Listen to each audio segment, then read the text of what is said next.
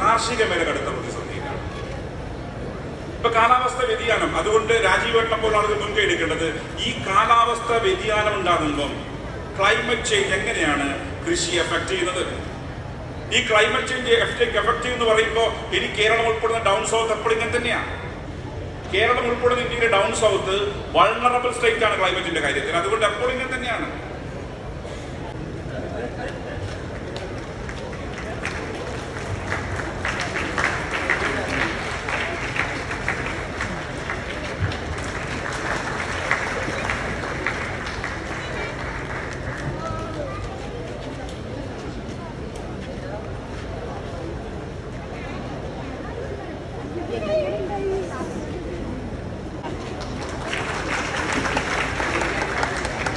ആ ബസ് സ്റ്റോപ്പിൽ ഇങ്ങനെ നിൽക്കുക നോക്കിക്കഴിഞ്ഞപ്പോൾ ശരിക്കും ചെറുപ്പക്കാരൻ നോക്കുമ്പോൾ ഒരു ക്യാമറയുടെ പുറകിൽ നമ്മുടെ പത്മരാജൻ നിൽക്കുന്നുണ്ട്.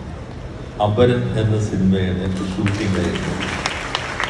അപ്പം അദ്ദേഹം വീണ്ടും അതേപോലെ ചെറുപ്പക്കാരനായി നമ്മുടെ മുമ്പിൽ ഇപ്പോൾ വന്നിരിക്കുന്നു.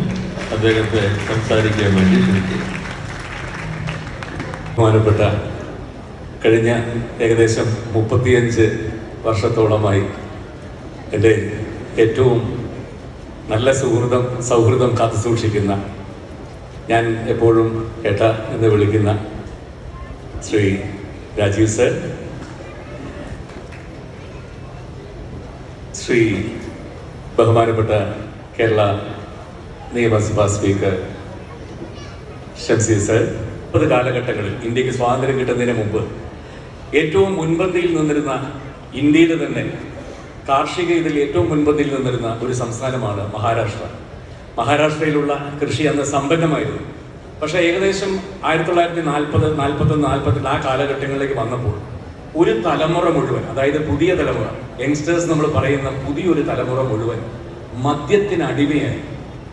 അങ്ങനെ കൃഷി ഇല്ലാതായി വരുന്നൊരു കാലഘട്ടമുണ്ടായി. നിങ്ങൾക്ക് ഗൂഗിളിലൊക്കെ സെർച്ച് ചെയ്ത് നോക്കിയാൽ ആ കാലഘട്ടത്തെക്കുറിച്ച് മനസ്സിലാവും. അങ്ങനെ കൃഷി ഏറ്റവും മുൻപതിൽ നിന്ന് ഞാൻ വിചാരിച്ചത് വേണോ വേണ്ടോ എന്ന് തീരുമാനിച്ച് പിന്നെയും മണ്ണിനോടുള്ള അല്ലെങ്കിൽ അതിനോടുള്ള എൻ്റെ അതിയായിട്ടുള്ള സ്നേഹവും ഇതും കൊണ്ട് തിരിച്ച് ഞാൻ റീകൂപ്പ് ചെയ്തെടുത്ത് 2022 ഏറ്റവും മികച്ച ഫാമാക്കി, ലാഭകരമായിട്ടുള്ള ഫാമാക്കി പിന്നെ ഞാൻ മാറ്റിയെടുത്തു. അതിനാണ് എനിക്ക് സംസ്ഥാന സർക്കാർ അവാർഡ് തന്നത്, അല്ലെങ്കിൽ വെറുതെ തന്നല്ല. അതേപോലെ തന്നെ ഞാൻ ഏറ്റവും കൂടുതൽ എനിക്ക് ഇഷ്ടമാണ് എങ്കിൽ എൻ്റെ മുണ്ടിൻ്റെ ബ്രാൻഡ് അംബാസിഡറായിട്ട് വരൂ. എൻ്റെ പേര് നാഗരാജൻ എന്നാണ്, ഞാൻ രാമരാജ് മുണ്ടിൻ്റെ ഓണറാണ്, വരുമെന്ന് ചോദിച്ചു. പിന്നെന്താ, വരാമല്ലോ. രാജീവേട്ടൻ ഒരിക്കൽ കൂടി സ്നേഹം പകർന്നുകൊണ്ട്, സ്നേഹം, നന്ദിയും കടപ്പാടുകളും എന്നെ ക്ഷണിച്ചതെന്ന് പറഞ്ഞുകൊണ്ട് എല്ലാവർക്കും നല്ലൊരു ഓണം ആശംസിച്ചുകൊണ്ട് നിർത്തുന്നു. താങ്ക് യു ആൻഡ് ജയ്. നമ്മുടെ ഇവരുടെയും പ്രിയങ്കരനായ നിയമസഭാ സ്പീക്കറിനുള്ള ഓണക്കോടിയും ഇവിടെ നൽകുന്നു.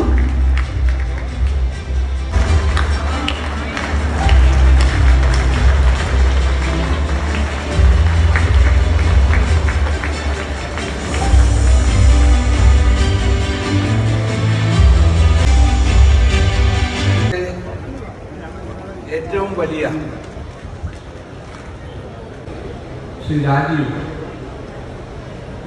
ഈ